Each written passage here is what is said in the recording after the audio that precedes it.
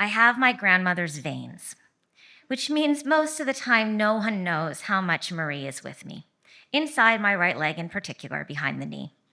After a while of standing, it throbs and I have to shift my weight, and it is difficult for me to listen to what someone wants from me because I'm standing in a garden in Brooklyn with a pair of scissors to trim the white rose bush, my apron splattered with sauce. I called her Nanny, but her name was Marie.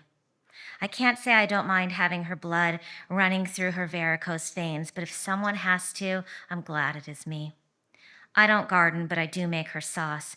And yesterday I accidentally bought 4 boxes of lemon cake mix at Trader Joe's because I like to serve it in the summers with berries, but then I remembered there was only me and my husband to serve it to now, that the kids are gone, and that's a lot of cake.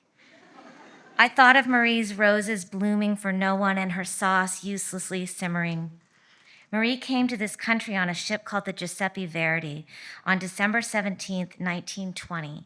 She was 9. I don't know about you, but I like knowing this. It adds a certain glamour to me sitting here in these thigh-high compression hose that I have to wear for 3 days after my first round of sclerotherapy, like a cast, the doctor said. So on the 3rd day, I stink like Sylvia's Esther, who wore her green dirndl skirt and white blouse that she borrowed from Betsy for 3 weeks straight. The hose has grown a little damp, and my legs are now things I lug around, lifting them in and out of bed, like all of history, like my poor nanny who lived before sclerotherapy with her husband Frank, who was what they call no good, drinking in the garage, throwing plates, ripping the phone from the wall.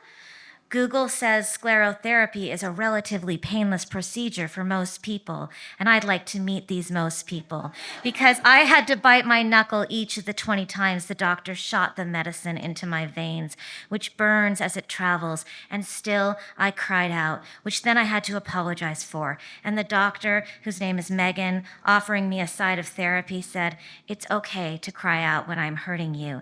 And I said, "Thank you." And she said, "It's so cool watching the medicine move through the vein."